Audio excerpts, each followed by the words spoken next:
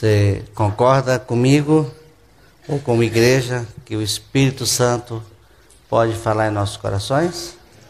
Amém?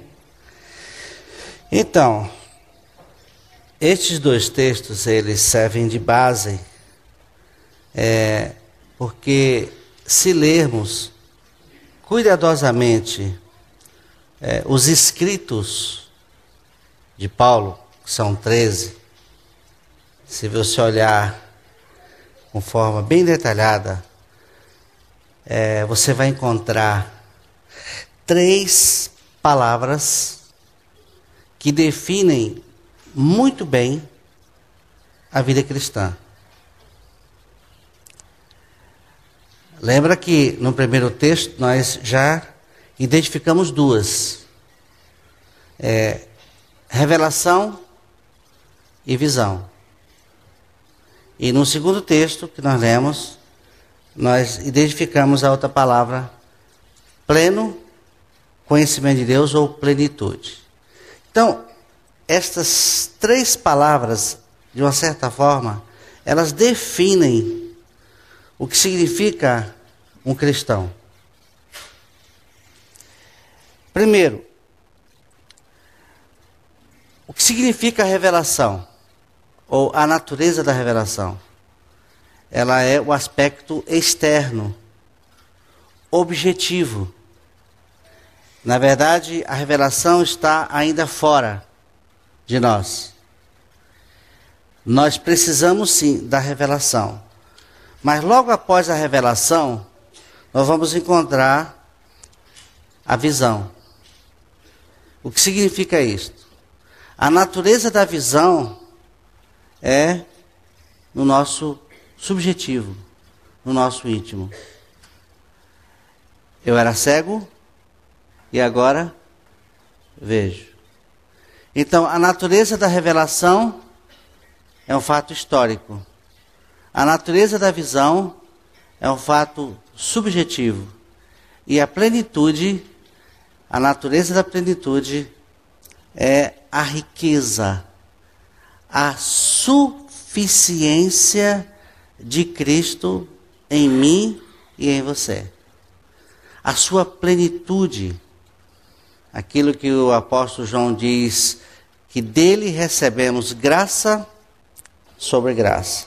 Então, vamos guardar no coração pelo menos estas 3 palavras: revelação, visão. Quando a gente fala de visão, não é da carne. A visão é no espírito.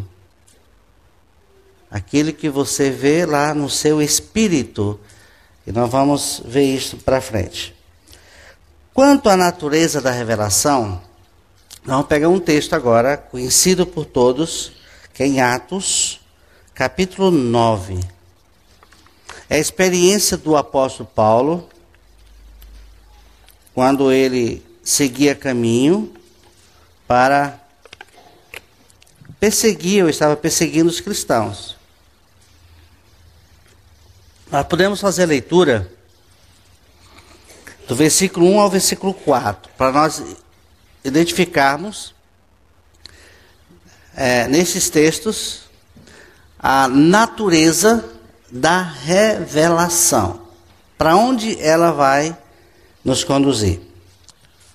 Saulo, respirando ainda ameaças e morte contra os discípulos do Senhor, dirigiu-se ao sumo sacerdote e lhe pediu cartas para as sinagogas de Damasco, a fim de que, caso achasse alguns que eram do caminho, assim homens como mulheres, os levasse presos para Jerusalém. Seguindo ele estrada fora, ao aproximar-se de Damasco, subitamente uma luz do céu brilhou ao seu redor. E caindo por terra, ouviu uma voz que lhe dizia: Saulo, Saulo, por que me persegues? Está bem claro que a natureza da revelação é nos lançar por terra. Veja que uma luz, no texto, uma luz, subitamente uma luz do céu brilhou ao seu redor. Essa luz o lançou por terra. caindo. Essa expressão caindo por terra explica a verdadeira natureza da salvação. Deus precisa nos levar ao fim de nós mesmos. Ainda muito recurso em nós, mas a cruz precisa decretar o fim da nossa velha vida. Não esqueçam que Paulo, caindo por terra, quando ele se levantou, já era um outro homem. Aquele que se encontra com Cristo jamais será o mesmo. Jamais. Quem vai determinar o fim de nós mesmos? A cruz. Eu gostaria de citar aqui Dr. Tozer, um escritor, e ele fez uma abordagem. Ele fez uma abordagem fazendo uma certa analogia entre a velha e a nova cruz. Então ele diz: a velha cruz não fazia aliança com o mundo. Para a carne orgulhosa de Adão, ela significava o fim da jornada, executando a sentença imposta pela lei do Sinai. Aí entra a nova cruz. A nova cruz não se opõe à raça humana. Pelo contrário, é sua amiga íntima. Não precisa mudar muita coisa, não. Vai lá na igreja. Comece a cantar, comece a frequentar, participe lá de alguma coisa e deixa alguns hábitos, evite os pecados. Essa é a nova abordagem. Uma pessoa pegando aquele livro, Você Precisa Nascer de Novo, e lá faz uma abordagem sobre a morte, enfatiza bem a morte do homem para o pecado. Porque, queridos, uma coisa é certa, há muita gente que fala da morte com Cristo, da nossa morte com Cristo, mas não tem o espírito da morte. A coisa está muito na mente. Tem que descer para o coração. Então, uma pessoa chegou e pegou o livrinho, Você Precisa Nascer de Novo, e disse: esse livro é ótimo para você evangelizar. Ela disse: não, este livro é muito radical. Ele é muito radical. E é assim, porque a cruz é radical. Ela põe fim na velha vida. Então, o evangelista, a nova cruz não se opõe à raça humana, pelo contrário, é sua amiga íntima. E se compreendemos bem, considera uma fonte de divertimento e gozo inocente. Há muita festa em torno disso. Saiu recentemente um livro, O Cristianismo Sem Cristo. Eu vou além. Existe um cristianismo com Cristo. Mas não existe agora um cristianismo com cruz. Pode existir um Cristo sem cruz. Há muita gente que quer isto. Por quê? Porque não altera o seu modo de vida. Ele não quer o fim de si mesmo. Vocês pensam que Pedro não fez essa proposta para Jesus? Façamos aqui 3 tendas. Uma para ti, para Elias, para Moisés.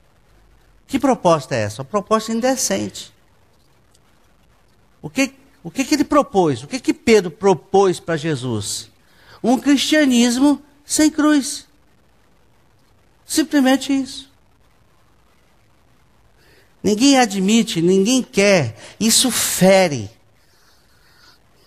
A cruz tem que colocar o fim em nós mesmos. Ela deixa Adão viver sem... A nova cruz deixa Adão viver sem qualquer interferência. Estou citando o texto de Tozer, só dando umas paradas. Mas não faz aquela abordagem. Você precisa... Olha, vem para a igreja, lá você vai... É um lugar, ambiente gostoso. Não confronta. Não, você precisa morrer, meu amado. A Nova Cruz encoraja uma abordagem evangelística nova e por completo diferente.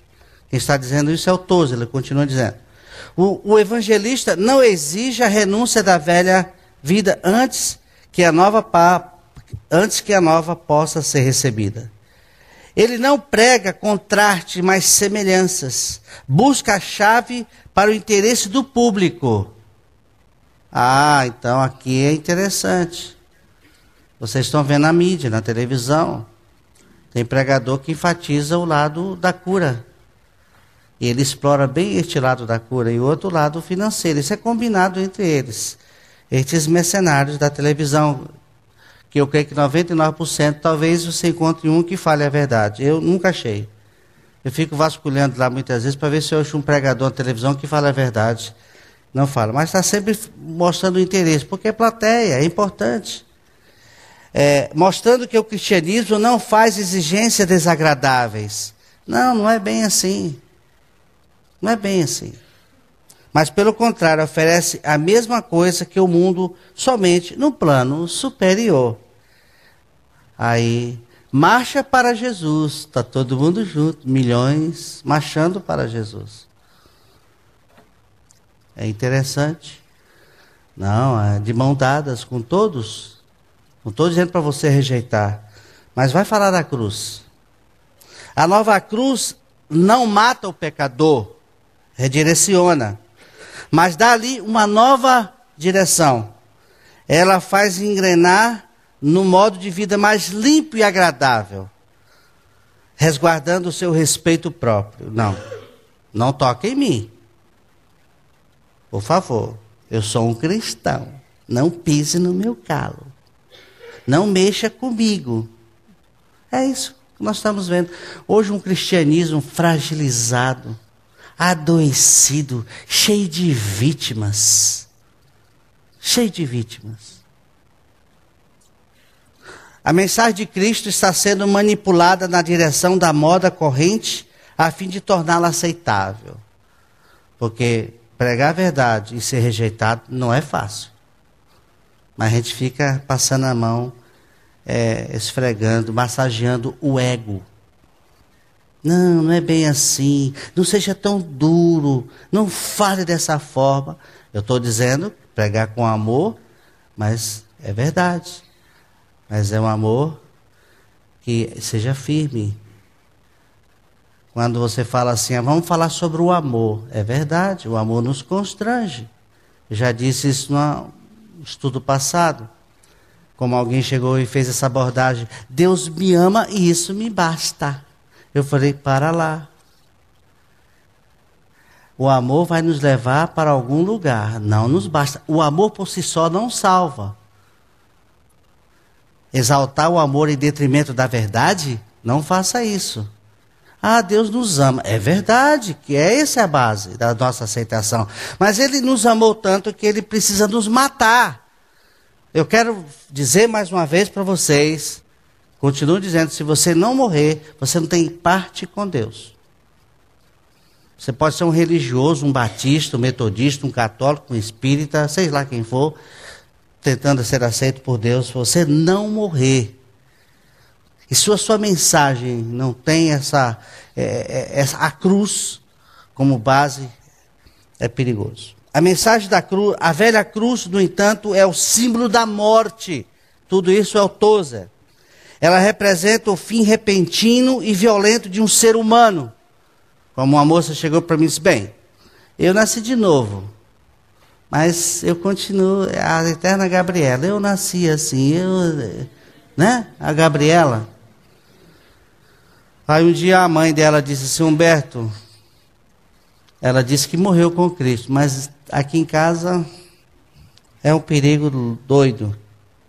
Então cuidado para essa cruz não estar simplesmente na cabeça. Se não houve mudança de vida, não é de comportamento, não. Comportamento é resultado. O nosso comportamento é ditado pela vida. E vida não se controla. O homem precisa de vida, e não de conceitos e preceitos de vida cristã. Conceitos de vida cristã não resolvem o problema de ninguém. Nenhum conceito resolve o problema do homem. O que resolve é a cruz e vida. Então, meu amado, cuidado. O homem na época romana que tomava sua cruz e seguia pela estrada já se despedia de seus amigos. Ele caminhava e aí deixando para trás família, amigos, bens, tudo. E na cruz era decretada a sua morte. A cruz não fazia acordos, não modificava, não poupava nada. Ela não mais voltaria. Estava indo para o seu fim. Não tentava manter bons termos com a sua vítima. Golpeava-a cruel e duramente. E quando terminava seu trabalho, o homem já não existia. É isso que significa a cruz? Esta é a revelação, o lado histórico. Aquilo que Deus fez de nos matar. Ele não voltaria mais. Isso significa que aquele que morreu com Cristo morreu para o pecado e para a sua antiga história. Não há mais nada do seu passado. Foi para a cruz. A cruz de Cristo, como sangue, já nos perdoou de passado, presente e futuro. Até aquilo que você vai cometer no futuro já está, tudo isso já está perdoado. Qual é a sua história? A sua história, se você morreu, é a nova história. O que você tem que contar a história da sua vida para outro? É a história de Cristo em você. E a sua antiga? Foi para a cruz. Quanto você deve para Deus? Absolutamente nada. Não há necessidade de olhar para trás. Não há retrovisor no avião. Vida cristã é esquecendo-me das coisas que para trás ficam e avanço para o alvo. Avançando. Olhando para frente. Jesus disse, aquele que põe a mão no arado e olha para trás não é digno. Para de olhar para trás. Você crê que você morreu? Então para de olhar para o seu passado. Seu passado foi para a cruz. Se alguém está em Cristo, é o quê? As coisas velhas já passaram. A sua história foi encerrada na cruz. A sua e a minha. Se você me perguntar, Humberto, conta a história da sua vida, vai ser a partir da ressurreição. Não queira saber da minha vida passada, porque ela foi para a cruz. Eu não tenho interesse nenhum em contar para vocês a minha história do passado, porque ela já foi para a cruz. A história daquele que crê, que morreu e ressuscitou, é a história da nova vida. Então, qual é a natureza da revelação? Assim, um pregador, Mosley, define: a natureza da nossa libertação é que nenhum poder na terra ou no céu poderá fazer com que tudo que foi feito seja desfeito.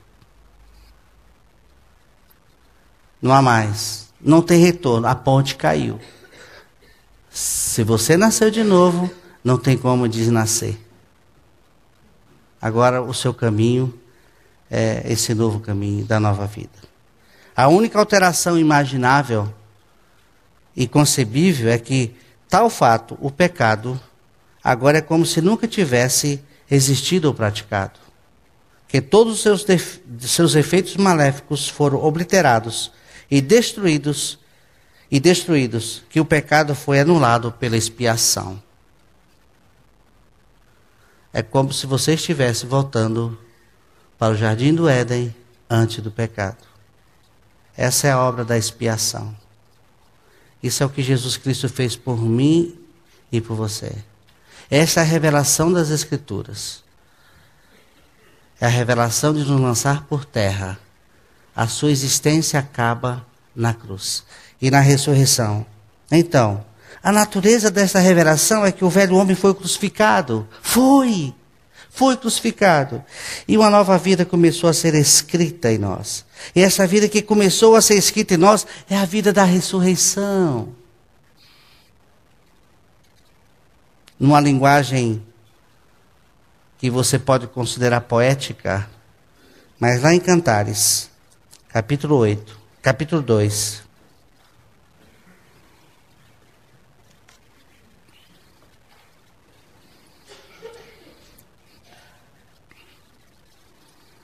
Cantares, capítulo 2,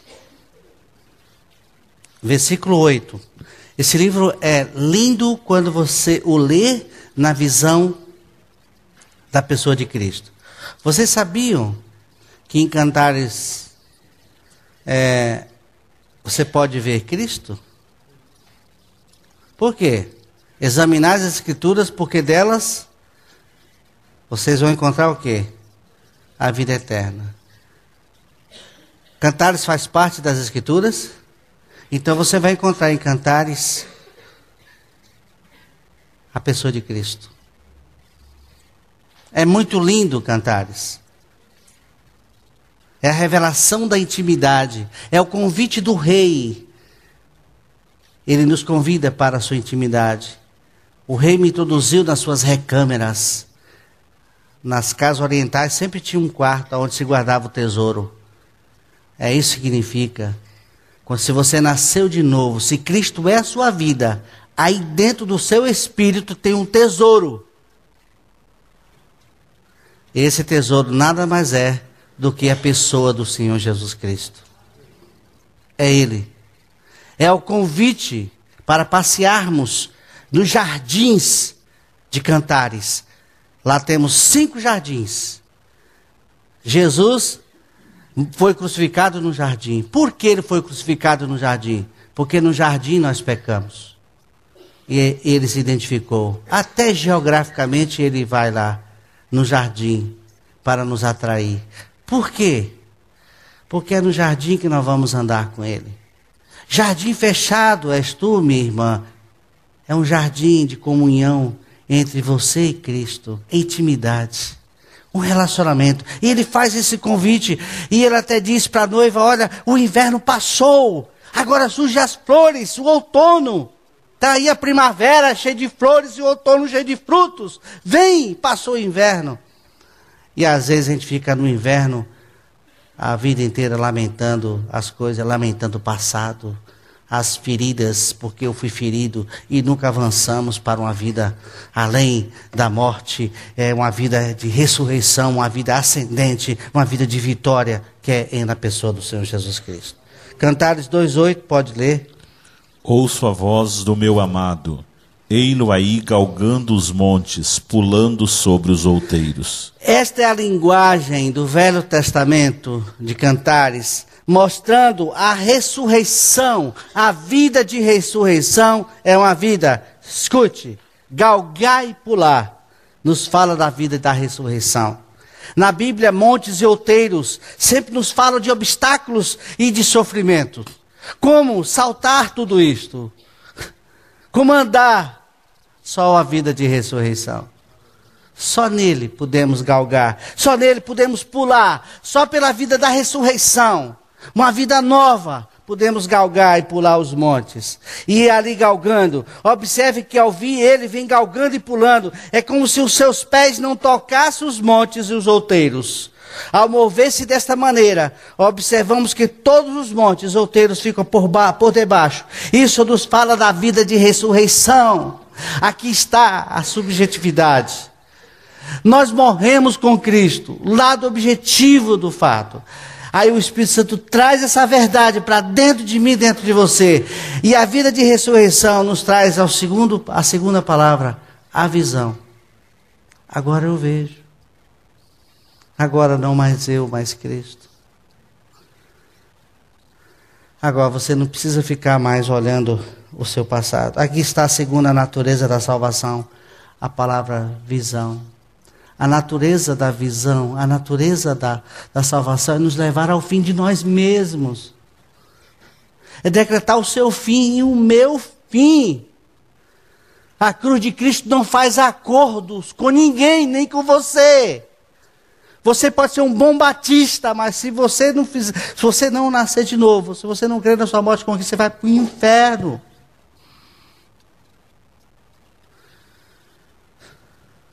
Esse cristianismo de hoje está muito fragilizado, porque não temos gente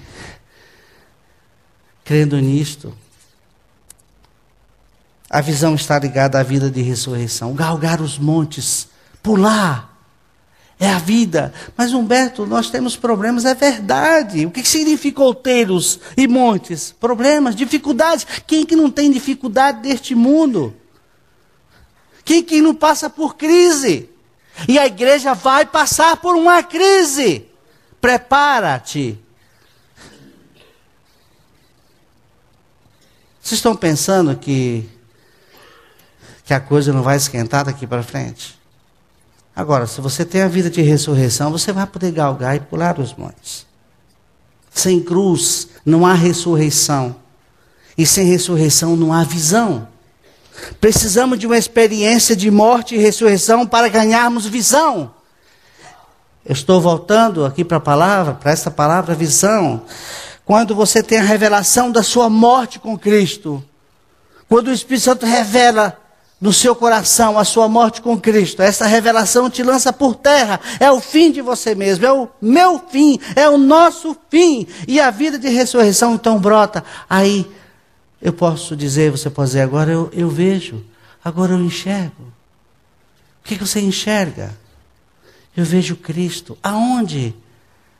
Lá nas recâmeras, no meu interior. Lá tem um tesouro. É a vida dele. Eu fui atender uma pessoa que, recém-casada, sofreu um acidente e ficou cego. E aí, ministrando para ele a palavra por algum tempo, um dia ele disse assim, hoje eu enxergo mais do que antes. Isso é um absurdo. Isso é loucura. Hoje, ele disse numa reunião, Humberto, hoje eu estou enxergando mais do que antes. Que visão é esta? Não é visão da carne. É a visão do Espírito. É lá que você vai ver Cristo. É lá. Então, não pode haver visão sem a morte. Não pode ter ressurreição sem a nossa morte com Cristo. Nós morremos com Cristo. Isto é verdade quanto à morte no sentido judicial. Isso foi uma citação de um escritor que eu não sei o nome dele. Mas isso não é suficiente. Nós morremos com Cristo. Isso é verdade quanto na morte judicial. Ele morreu por nós. É necessário que haja uma unidade experimental com Cristo na sua morte. Há uma unidade. Fomos unidos naquela cruz. Cristo não morreu sozinho naquela cruz espiritualmente. Fisicamente, sim, mas espiritualmente, ele não morreu sozinho. Porque lá nós estávamos. Fomos inseridos, mergulhados, unidos no seu corpo naquela cruz. Então, queridos, é necessário uma unidade, uma revelação desta unidade. O fato histórico, a revelação, tem que se tornar uma realidade experimental, uma realidade subjetiva. Isto é visão. Agora, qual é a sua experiência? Você deve dizer para o outro, eu vi Cristo. Onde você viu Cristo? Nas nuvens? Não. Eu vi Cristo lá no meu íntimo. O que é verdade para nós tem que se tornar verdade em nós. E essa verdade em nós significa visão. Agora, eu vejo. O que você está vendo, meu amigo? Eu estou vendo Cristo. Aonde? No meu íntimo. O que mais? Só Ele. É isso que significa ser Um homem em Cristo. Conheço um homem em Cristo. Que homem é este? O apóstolo Paulo. Como é que você define um cristão? Um homem em Cristo. O que significa estar em Cristo?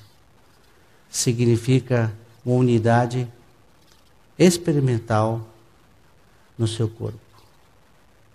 Eu sempre digo aí, para onde eu prego, que é muito importante saber que Cristo morreu por nós.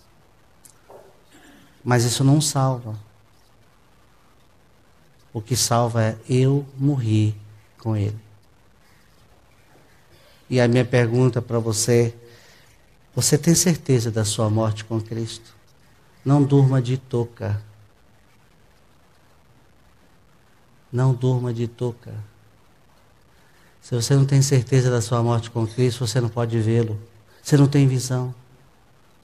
Então, a palavra visão, o que ela pode trazer para a nossa vida? Queridos, vamos abrir o Evangelho de João. Capítulo 9.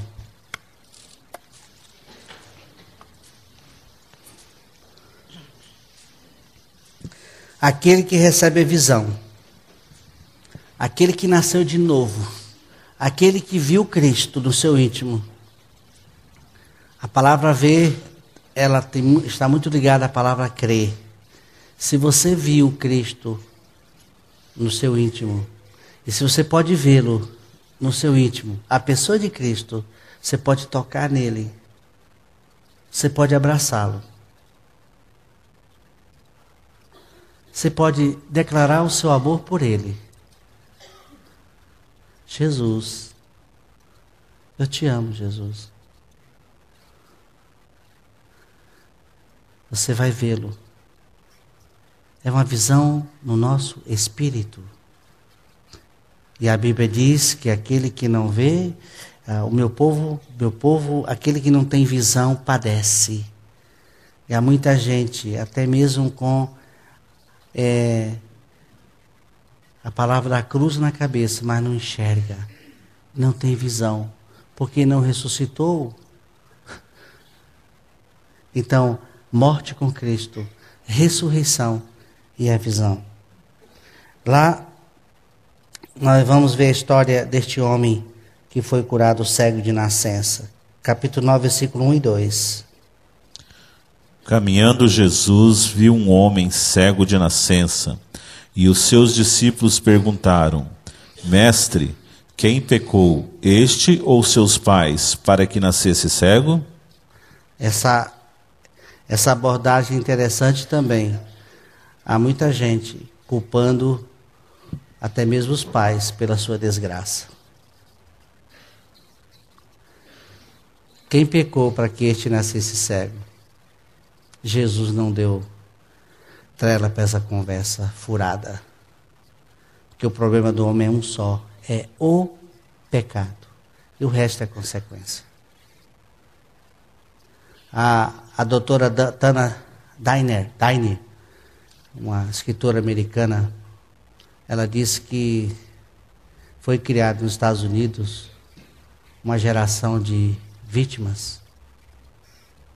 A vitimização americana, quando se culpa tudo e a todos pela sua desgraça, pelos seus traumas emocionais, nós ficamos culpando as pessoas, até mesmo os pais. Quem pecou? Nem ele, mas para que a glória dele se manifestasse. Coitado deste cego. Ele recebeu visão. O cacete vem em cima. Porque a visão sempre nos traz perseguição. Lembra que Paulo, caindo por terra, ganhou a visão de Cristo, porque Paulo tinha 3 visões antes de nascer de novo. Ele tinha uma visão romana do domínio pela carne, do domínio pela força, o exército romano. Ele tinha uma visão hebraica, que é o sistema religioso. Ele era perfeito na sua vida com relação à lei. É a visão religiosa. Ele tinha a visão grega, ele também conhecia filosofia, ele estudou provavelmente em Alexandria.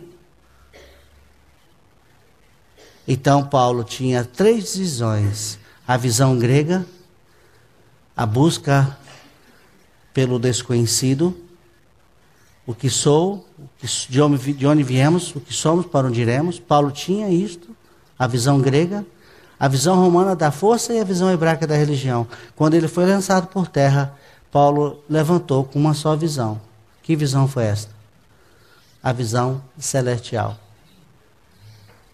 Não, Paulo diz lá na frente, não serei desobediente à visão celestial. Então Deus tem que nos lançar por terra com todas as nossas visões.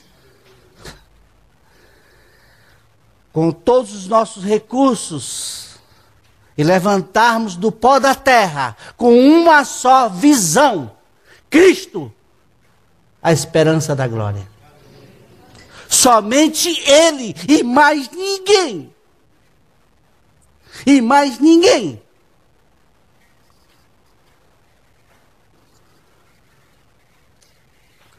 Vamos lá.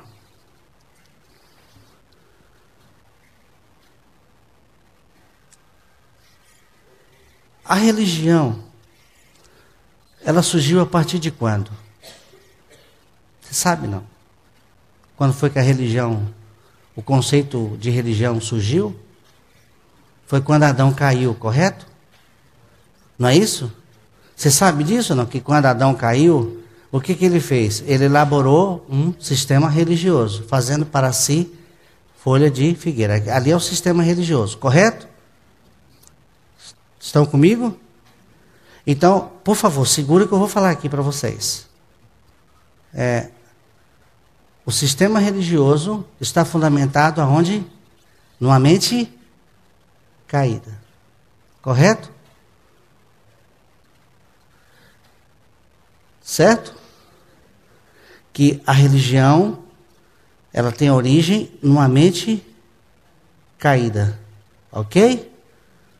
Não é isto? Pois é. E os outros sistemas? São diferentes? O sistema psicoterapêutico também é elaborado a partir de uma mente caída. A filosofia é a partir de uma mente caída. Pode ajudar alguém? Funciona? O que funciona?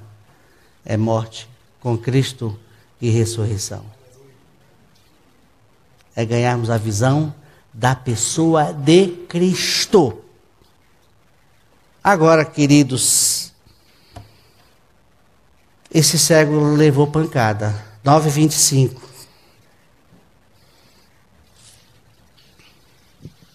Ele retrucou: se é pecador, não sei. Uma coisa sei. Eu era cego e agora vejo. É assim que o Nasci de Novo explica a sua experiência. Meu amigo, eu não sei. Você quer saber da minha vida? Não sei. A única coisa que eu sei é que eu era cego e agora vejo. Quem mais? Tem alguma explicação? Não, não tem. Aí a lenha, a pancada em cima deste homem. Porque é assim. Porque quando você vê, você também vai sofrer.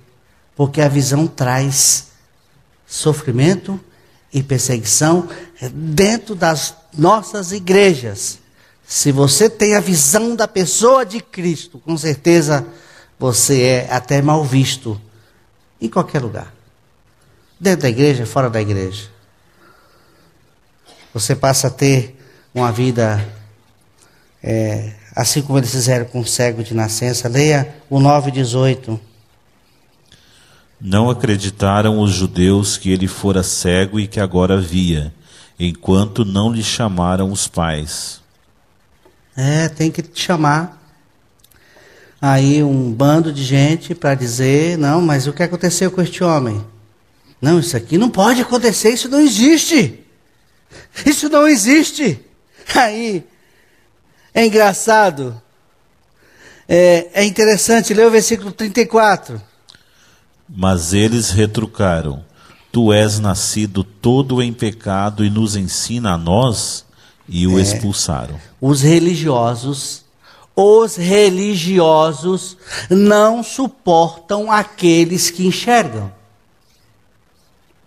Por isso, a reação é levantar suspeitas. Tu és nascido todo em pecado. Eu conheci a tua vida. Eu sei, eu convivi com você. Eu vi lá as suas crises, tribulações e sofrimentos. Eu vi. Lança suspeita. É isso que a religião faz. Não admite a sua visão. Que você agora é uma outra pessoa. Eu era cego e agora vejo. Agora é Cristo e nada mais e nada menos. É Ele. Agora vem os religiosos. Ah, é? Mas eu vi a sua vida lá atrás. Não responde com o que você está contando. Fazer o quê? Gente amada, querida deste Brasil, vamos celebrar a nova vida. A semelhança do filho mais velho, mais novo, que esbanjou todo o seu dinheiro, da parábola do filho pródigo. Ele esbanjou e volta para casa e é recebido de abraços. E o pai faz tudo por ele. Ali é a figura de Deus Pai, um Deus pródigo, cheio de graça, abundante, superabundante. E reveste, e veste, e calça, e põe anel naquele filho que estava perdido e agora voltou. E vai para uma festa celebrar. Mas aí os religiosos ficam amuados na porta. Eles não celebram, estão sempre como vítima deste mundo. E vítima do seu passado.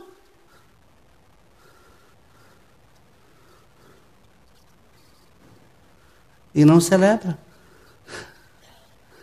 Fica moados. Vamos entrar na festa, vamos celebrar.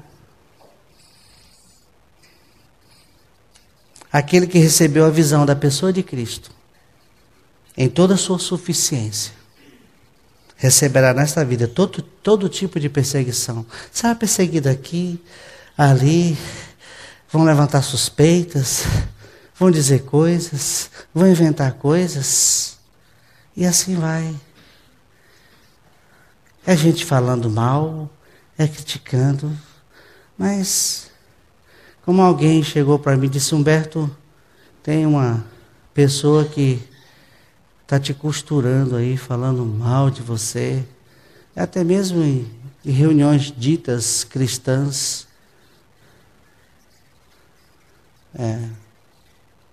Não tem problema. Bem-aventurados sois vós quando todos disserem mal e mentindo, disserem todo mal. Alegrai-vos, alegrai-vos. Agora você vai ficar deprimido, porque o cacete está comendo, porque essa perseguição vem, porque a crítica está aí você vai ficar deprimido. Celebrar. Se você morreu e ressuscitou, você tem visão. A visão da pessoa de Cristo. Mas não esqueça de uma coisa. Mas ao mesmo tempo, você vai estar experimentando as riquezas da graça de Deus. Perseguição do lado e abundância do outro. Descobrirá a abundância da graça em sua plenitude. Por um lado, tribulação. Do outro lado, a suficiência de Cristo. Essa nos levará à terceira palavra dos escritos de Paulo. Recapitulando. Revelação tem como finalidade nos lançar por terra. O fim de nós mesmos. A visão é enxergarmos. Vemos Cristo. Aonde? No nosso íntimo. Qual é a sua história? É a história de Cristo. E qual é a função do Espírito Santo na vida daquele que foi regenerado? É bordar a beleza de Cristo. É em Cantares que vocês vão encontrar jardim cheio de flores e especiarias. Flores representam a beleza de Cristo. O fruto representa toda a riqueza da graça. Porque no fruto você vai ter na videira o vinho, e aí seremos um vinho derramado para servir a outros. Toda a beleza de Cristo é nele.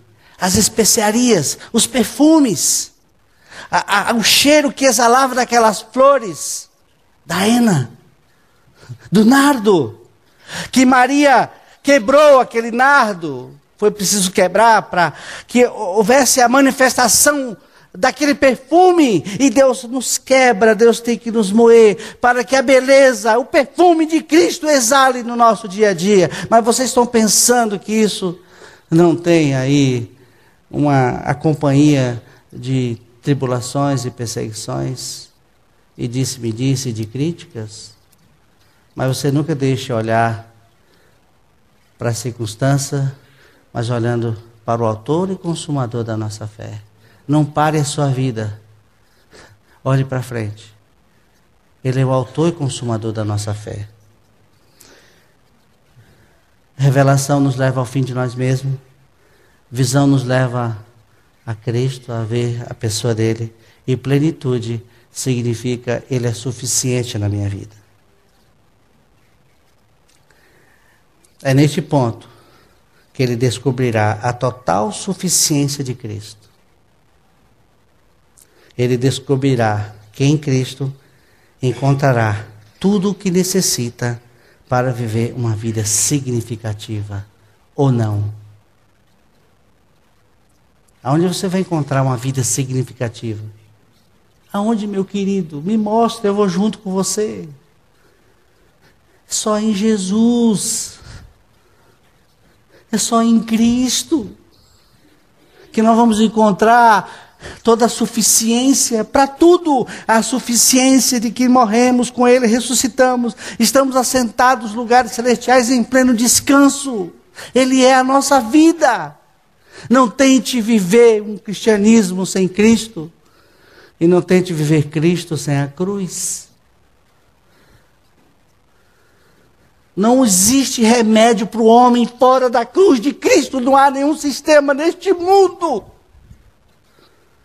que cure as pessoas. Não há neste mundo, no planeta Terra, nada que restaure, que cure, que liberta. Fora de Cristo não há. Tudo o que precisamos para viver uma vida vitoriosa está em Cristo. Nele temos a plenitude da sua graça. É nele. O que você precisa? Você quer sabedoria? Cristo é a nossa sabedoria. Você precisa de mansidão? Ele é a nossa mansidão, Ele é a minha. Você está precisando de paciência? Ele é a nossa paciência. Você está precisando de quê? De amor? Ele é amor. Você está precisando de paz? Ele é a nossa paz. O que você está precisando? O que você procura que Deus não pode te dar, meu querido? Aonde você está buscando?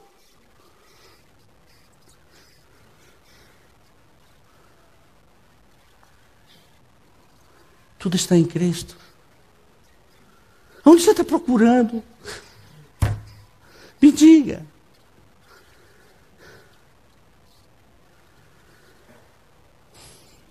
Nele encontramos tudo o que precisamos para viver uma vida de santidade. Você quer ser santo? Ele é santo. Você quer santificação? Ele é a nossa santificação. Você quer justiça? Ele é a nossa justificação. O que mais nós precisamos? Você quer perdoar uma pessoa? Ele é perdão. Você quer amar intensamente alguém? Ele é amor. Tudo está nele. Tudo é por Ele, para Ele. A única coisa que nós precisamos, que você e eu precisamos ter no coração, é a certeza da morte com Cristo. É a certeza, é a convicção. Como é que vem essa convicção da morte com Cristo? Pela palavra. Está escrito. O que está escrito? Que o meu velho homem foi para a cruz. E agora Cristo é a minha vida. Não precisamos de nenhum outro recurso fora da palavra de Deus para viver neste mundo. Aqui está o significado da palavra plenitude, abundância. O Senhor é meu pastor e não preciso de mais nada. Você está com a vida quebrada, você está com o financeiro arrebentado, vá a Cristo. Vai lá para o quarto e fecha a porta e fala com seu pai em secreto. Você está passando por uma crise íntima, vai lá para o quarto, fecha e converse com seu pai em secreto. Não fica alardeando, não. Vai lá para o cantinho dele. Vai lá com ele, nas recâmeras. O rei nos introduziu nas recâmeras, no seu íntimo. Jesus. Você pode falar com ele. Jesus. Jesus, olha a minha situação. Eu coloco nas tuas mãos. Ele é uma pessoa. Ele é pleno, ele é tudo. Queridos, nem eu, nem você, ninguém vai encontrar um lugar seguro fora de Cristo. Não é a igreja batista, isso aqui não é lugar seguro para ninguém. Bateu o vendaval, leva tudo. Nenhuma instituição é segura, nenhum sistema é seguro. Não existe segurança neste planeta Terra. Só existe uma pessoa chamada Jesus Cristo. Só Ele. Então, quando você estiver lendo as cartas de Paulo, preste atenção nessas 3 palavras: visão, revelação e plenitude. Nós precisamos da revelação do nosso fim, o fim de nós mesmos, que nós não prestamos, você não presta para nada, nem eu, mas ver a revelação, a visão que Cristo é o nosso tudo. Que agora você pode dizer, eu tenho um tesouro, como os orientais tinham uma casa onde se colocava o tesouro e guardava o tesouro. Aonde está o seu tesouro? É isso que Paulo está dizendo.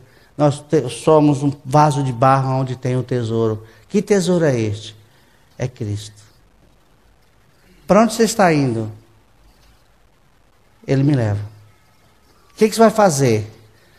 Estou esperando nele, ele é o meu tudo. E celebrar essa vida. A mensagem que você acabou de assistir faz parte do Ministério de Comunicação Palavra da Cruz. Temos um grande acervo de estudos bíblicos em áudio e vídeo. Distribuímos também, gratuitamente, o jornal mensal Palavra da Cruz. Entre em contato conosco pelo fone fax 0 operadora 43 3322 3037 ou pelo e-mail com@palavradacruz.com.br. Visite-nos também pelo site www.palavradacruz.com.br. Graça e paz.